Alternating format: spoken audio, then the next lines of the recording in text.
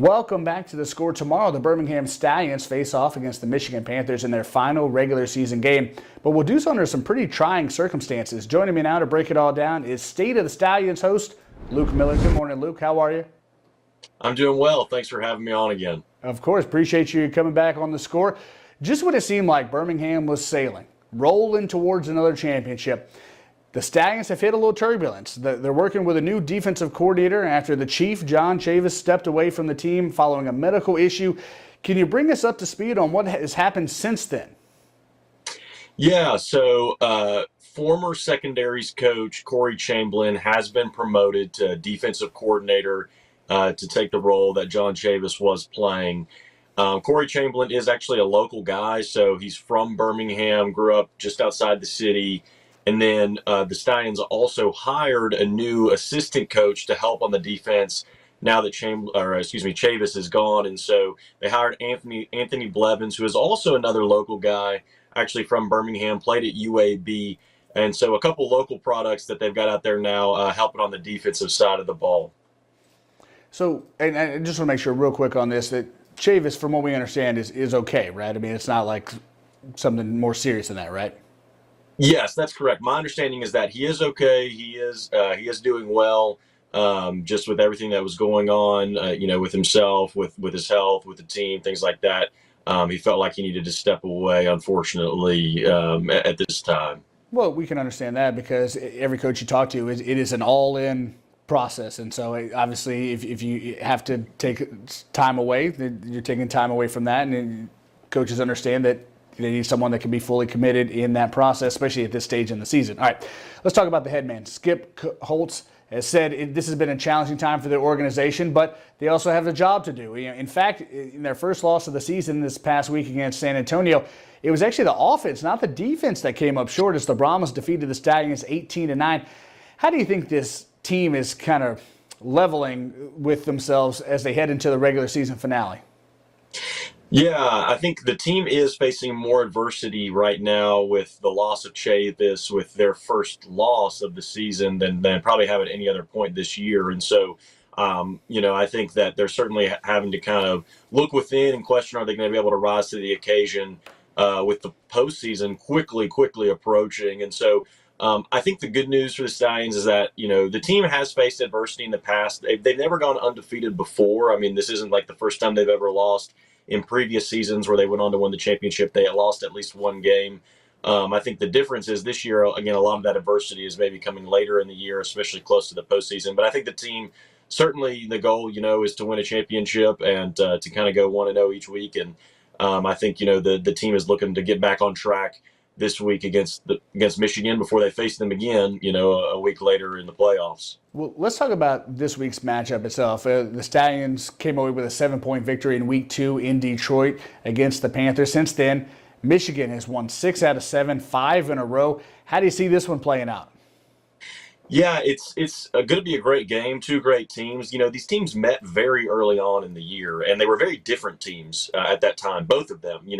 The Stallions at the time were starting Matt Corral still at quarterback, who hasn't started in several games now. And then Michigan on their side, they had some key injuries over the course of the season, but, had to replace some guys, but also kind of sort of found more of their identity and things. So it's very different teams than faced earlier in the year. It's also a very strange game because these teams know they're going to see each other again a week later back in Birmingham again. So, how much do you show versus how much do you hide? It'll be interesting to see kind of how the coaches approach it, but it should be a great game. I mean, Michigan is they're on a roll right now, and I think the first time these two teams played, they hadn't quite figured their offense out. It seems like they've started to hit their stride more over this win streak.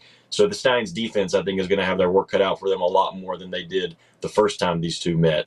Well, obviously, a big help anytime the defense takes the field is the home crowd. So hopefully folks can get out to Birmingham and take a look at the Stallions in that regular season finale. And you mentioned it. I want to take a look at the standings because we know who's going to be in the playoffs, right? And it's kind of an odd way that the UFL is ending its first regular season because all 4 teams that are in the playoffs are playing each other this week, and they're going to play each other in the first round of the playoffs, or they're calling it the conference finals. But when you mentioned the game plan, that's what I want to get into, because They talk about breaking tendencies all the time when you talk about coaching staffs and self-scouting and things like that.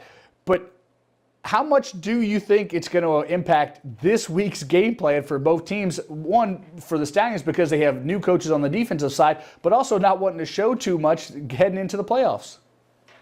Yeah, no, that's a great point. I think you're walking a very fine line because on the one hand, you don't want to just, sort of take the week off, especially for the Stallions with a pretty new defensive coordinator and things. I think you really want these guys to have the opportunity to let him call plays, to be coached by him, to really kind of get a feel for things again, especially before the postseason. So, there's that on the one hand, but then on the other hand, you don't want to show too much because again, you're going to see each other a week later. So if you got some tricks up your sleeve or some different looks or things that you want to maybe roll out in the postseason, you probably don't want to put those out there now. So I think it'll be interesting to see, both kind of how conservative versus aggressive these coaches are in the game, and also, in terms of the players, how much time do they leave the starters in? Do they potentially let some other guys get some playing time, maybe that haven't played as much this year? I know, for example, the Stallions starting running back Ricky Person is going to be inactive, so he's going to take this game off and rest up for the postseason. So we'll see Larry Roundtree, who's kind of been the third string running back, get some more playing time. So I think we'll see some more of that from both teams. These rosters aren't deep enough where they can rest everybody, but I think a couple key players on both sides will probably sit this one out. And then the coaches will have to decide, again, how aggressive or conservative do they get when they know they're going to see each other again in 7 days. So we know Birmingham is one of the Final Four teams for the first UFL championship. Before we get you out of here, I want to get your perspective on this. Given everything we've discussed this morning, do you think the Stallions should still be considered the favorite to win the UFL championship and bring their third straight title back to the city of Birmingham? I do think they are still the favorites. Certainly, like I said, they're facing a lot of adversity, and they've got to, find a way to improve and get better from the performance they had a week ago in San Antonio. The good news, though, is that they still have Skip Holtz at the helm, who's been the guy for them since 2022, and he's really, I think, built a great organization in Birmingham. They've got some great defensive coaches to kind of fill in for Chavis. Again, it's unfortunate. It's not a situation you want to find yourself in, but I think they've got the right people to potentially do it.